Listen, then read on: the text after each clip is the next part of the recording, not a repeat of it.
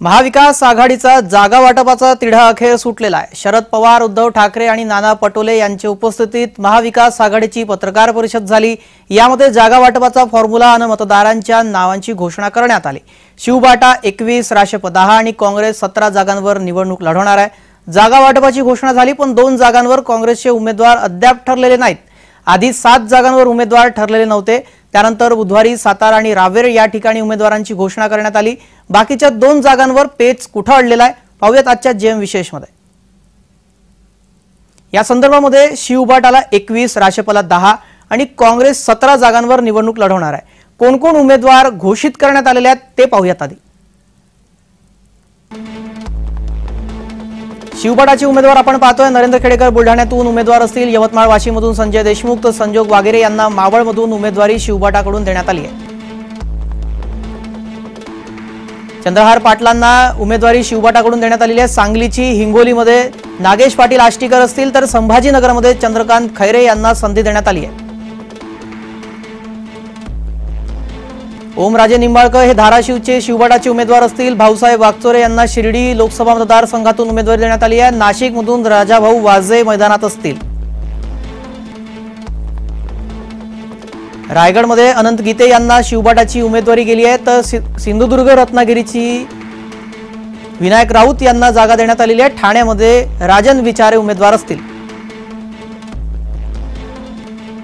संजय दिना पाटील यांना ईशान्य मुंबईची जागा देण्यात आली आहे, तर अरविंद सावंत दक्षिण मुंबईतून शिवबाटाचे उमेदवार असतील। वायव्य मुंबईमधून अमोल कीर्तीकर हे शिवबाटाचे उमेदवार आहेत। परभणीमध्ये संजय जाधव यांना शिवबाटाने उमेदवारी दिली आहे। दक्षिण मध्य मुंबईमध्ये अनिल देसाई यांना उमेदवारी देण्यात आलेली आहे, तर वैशाली दरेकर यांना कल्याणमधून उमेदवारी देण्यात आली आहे। पालघरमध्ये भारती कांबळी उमेदवार असतील। हातकणंगलेमध्ये सत्यजित पाटील तर करण पवार यांना जळगावमधून उमेदवारी देण्यात आली आहे।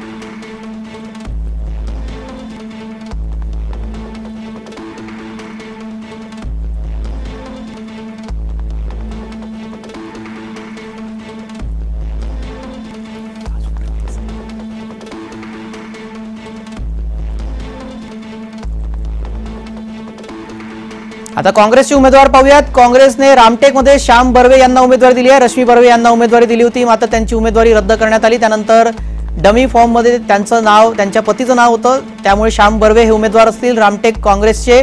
नागपुरातून विकास ठाकरे हे नितीन गडकरींच्या विरुद्ध उमेदवार असतील, तर भंडारा गोंदियामधून प्रशांत पटोळे यांना काँग्रेसने उमेदवारी दिली आहे।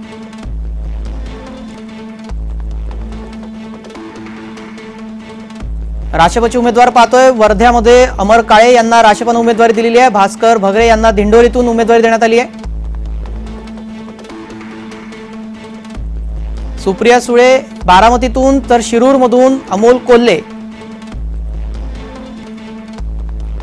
निलेश लंके हे नगरमधून राशपचे उमेदवार आहेत। बीडमधून बजरंग सोनावणे यांना उमेदवारी देण्यात आली आहे।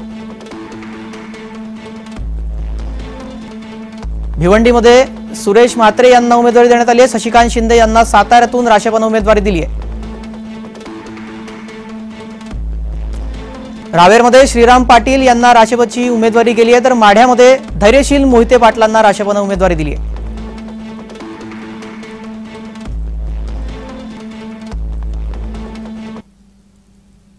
ज्यावेळेला महाविकास आघाडीच्या जागा वाटपाची घोषणा करण्यात आली, त्यावेळेला महाविकास आघाडीच्या तिन्ही नेत्यांनी ही घोषणा केली। त्यावेळी जागा वाटप आणि जागा वाटपावरील नाराजीवर तिघांनी काय भाष्य केलं होतं तेही पाहूयात। विकास आघाडी जास्तीत जास्त व्यापक कशी होईल त्या दृष्टीने आम्ही आटोकाट प्रयत्न केले आणि मला खरंच या सर्व आमच्या सहकार्यांना धन्यवाद द्यायचे आहेत, कारण त्यांनी एकही जागा न मागता पूर्णपणाने देशाच्या घटनेचं रक्षण करण्यासाठी आणि लोकशाही वाचवण्यासाठी एक ताकद जी आम्ही उभी करतो त्या ताकदीमध्ये त्यांची सुद्धा ताकद ही जोडली। मला त्यांना खरंच मनापासून धन्यवाद द्यायचे। नुसतं तोंडावरती मी बोलत नाही, पण एकही जागा न मागता त्यांनी ही भूमिका स्वीकारली। जागा वाटपाचा हा तिढा जो आहे हा आम्ही आज संपुष्टात आणलेला आहे। मोठं मन करून आमच्याही कार्यकर्त्यांनी देशामध्ये भाजपचं सरकार आणि नरेंद्र मोदीचं सरकार हे सत्तेतून बाहेर काढण्याच्या दृष्टिकोनातला एक प्रयत्न आम्ही सुरू केलेला आहे। त्याच्यामुळे काँग्रेस या महाविकास आघाडीमध्ये ज्या सांगली भिवंडी आपल्या जागेचा उल्लेख आपण करताय, आमचे सगळे कार्यकर्ते एकजुटीनं महाविकास आघाडीच्या उमेदवाराला जिंकून आणण्यासाठी पूर्ण प्रयत्न करणार. 48 जागा आहेत, त्यापैकी एकाही जागेवर असा मतं घेईल ते मतं जिल्ह्यात नाही. शेवटी एक वर्षाचं आहे, त्यामुळे ते सांगली असेल किंवा आणखी ते असेल, याचं जे वाचन केलं त्या सगळ्याच्या निर्णयात एक वर्षाची झाली. उद्धव यांनी आपल्या 21 उमेदवारांची घोषणा आधीच केलेली, तर काँग्रेसकडून 15 जागांवर उमेदवार जाहीर करण्यात आलेले आहेत. तर शरद पवार यांच्या पक्षाने 10 जागांवर उमेदवार दिलेले आहेत. काँग्रेसकडून 2 जागांसाठी चाचपणी सुरू आहे. पाहूयात त्या कोणत्या जागा आहेत. सध्या काँग्रेसच्या 2 ठिकाणी उमेदवार घोषित नाही आहेत. उत्तर मध्य मुंबईमध्ये उमेदवार घोषित करण्यात नाही आलेला, तर उत्तर मुंबई या 2 जागेवर काँग्रेसकडून अद्याप उमेदवार घोषित करण्यात आलेला नाही. मात्र जागा वाटपामध्ये ही जागा काँग्रेसला सोडण्यात आली आहे.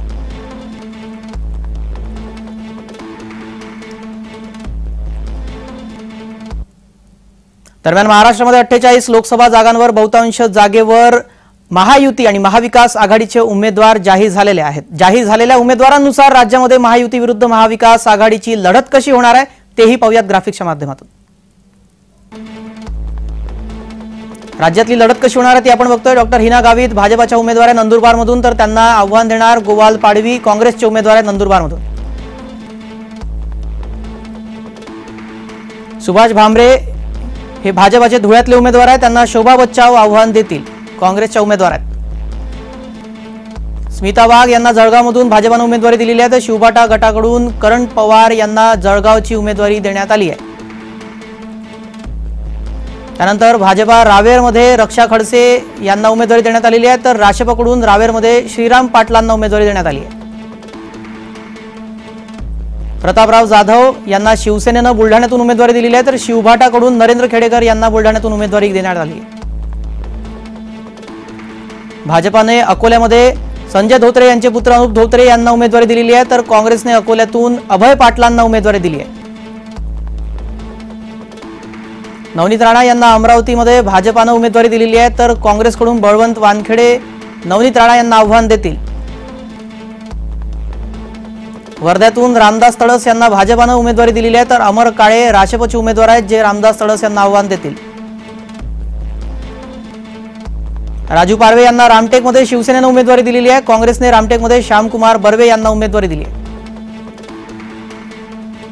नितीन गडकरी नागपुरातून भाजपाचे उमेदवार आहेत, काँग्रेसकडून विकास ठाकरे नितीन गडकरींना आव्हान देतील. सुनील मेंढे यांना भाजपाने भंडारा गोंदियातून उमेदवारी दिलेली आहे, प्रशांत पडोळे यांना काँग्रेसनं भंडारा गोंदियातून उमेदवारी दिलेली आहे.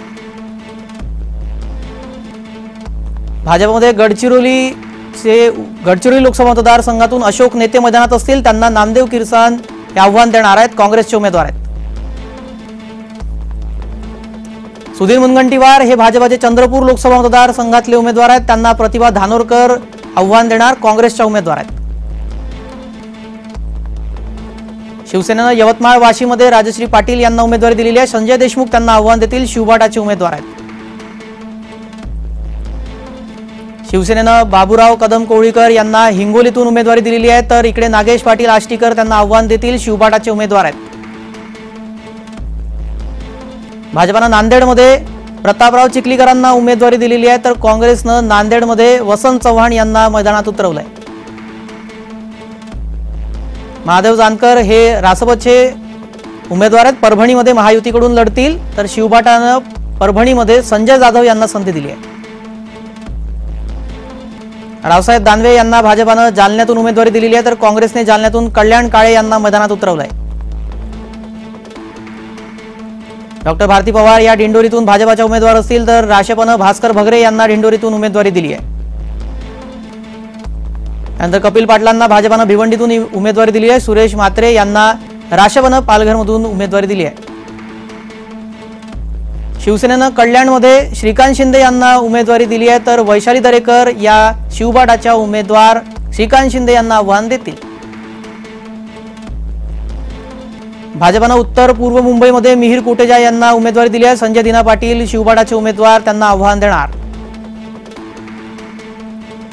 राहुल शेवाळे यांना शिवसेनेनं दक्षिण मध्य मुंबईमध्ये उमेदवारी दिली आहे. अनिल देसाई त्यांना आव्हान देणार आहेत. सुनील तटकरे यांना राष्ट्रवादीनं रायगडमधून जागा दिली आहे, तर शिवबाटाचे अनंत गीते तटकरेंना आव्हान देतील. श्रीरंग बारणे यांना शिवसेनेनं मावळमधून मैदानात उतरवलंय. शिवबाटाकडून संजोग वागेरे मैदानात असतील. सुनेत्र पवार बारामतीमधून राष्ट्रवादीचे उमेदवार आहेत, तर राशेपाकडून बारामतीमध्ये सुप्रिया सुळे अशी लढत पाहायला मिळणार.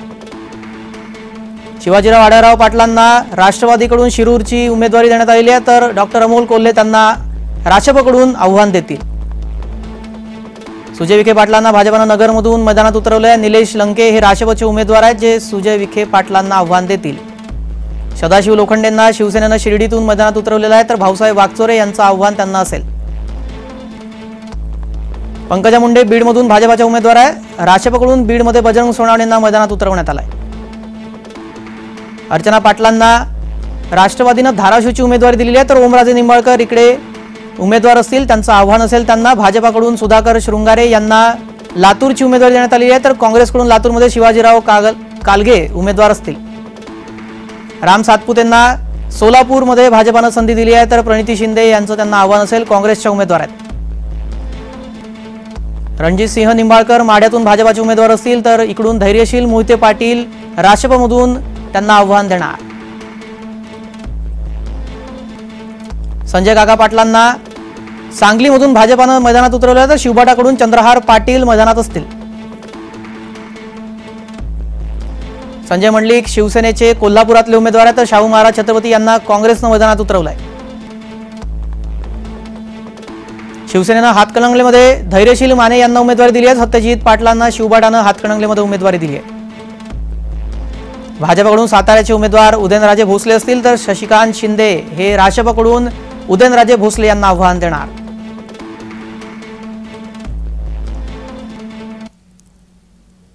आजच्या जेम विशेषमध्ये इतकंच. सर्व प्रेक्षकांना जय महाराष्ट्र.